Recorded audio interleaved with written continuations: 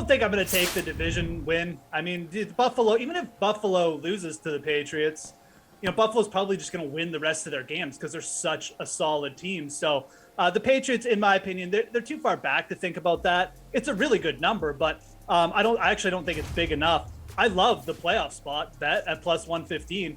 We've harped on this from the very start, man, that the Patriots are a good team. The Patriots could easily be tied for the division lead right now. They've got a defense that's heading up in a lot of metrics. They get pressure.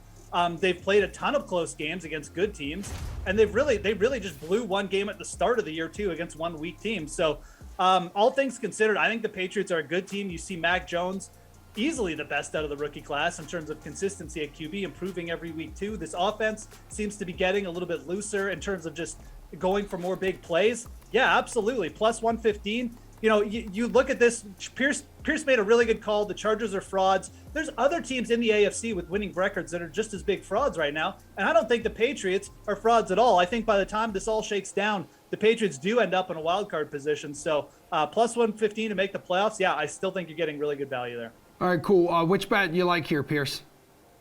Yeah, I'm going to take the chance here. We don't know if Buffalo is going to be able to keep it up. We'll talk a little bit more about Buffalo later.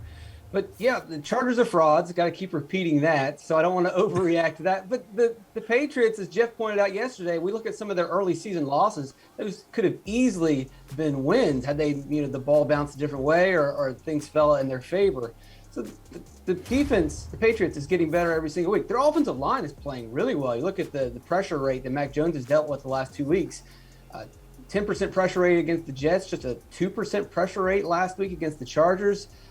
He didn't have the best game ever, but in terms of development, it's not linear. We don't have like a line graph that's constantly going up. There's going to be up weeks and down weeks, but overall, at the end of the season, we're going to see that Mac Jones is going to be a top-tier quarterback by the time we get to the playoffs. The receiving core, they don't have any flashy names, but it's all blue-collar guys that are going to get the job done. We know that the rush attack is there. They've got all the pieces, and more importantly, they've got the coaching staff that no one else has. So I think they definitely are this dark horse candidate. It's time to get rid of the Titans and start backing the Patriots.